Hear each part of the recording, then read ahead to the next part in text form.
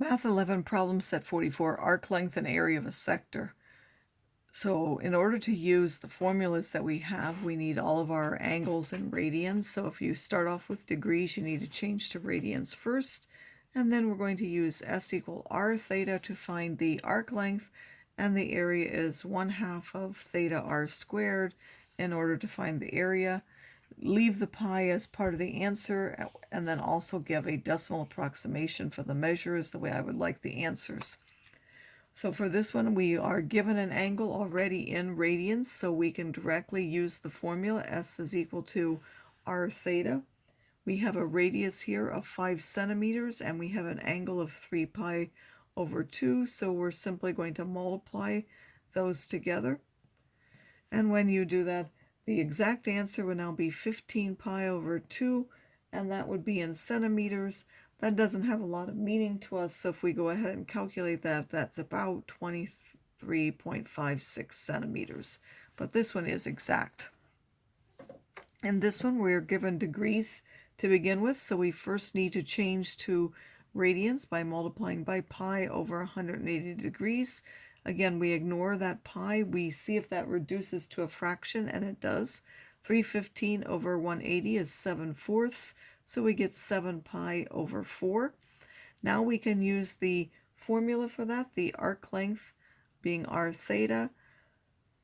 S is now 7 times 7 pi over 4.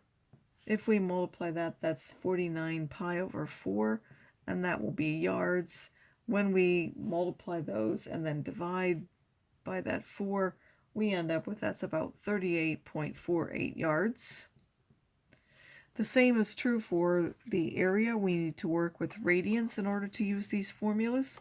This one is in radians, so when we want the area, we have simply take 1/2 of 7 pi over 6 times that 15 squared.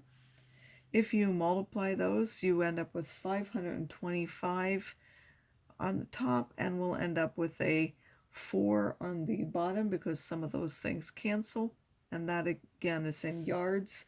This is about 412.33, sorry, this is square yards because we're given in the yards and areas are always in square units. Here we're given an angle in degrees. We are first going to change that to radians, again by multiplying by 1 over 180. We look at this part and see what fraction it gives us. That's now 7 over 12, so we get 7 pi over 12. The area is 1/2 of theta R squared, will be 1/2 now of our angle, 7 pi over 12. And then the radius is 8, so that would be 8 squared. If we multiply all the numbers and ignore the pi, we get a fraction, 56 over 3, so that's 56 pi over 3. That's in square feet because the lengths are in feet. And when we can calculate that, we get that's about 58.64 square feet.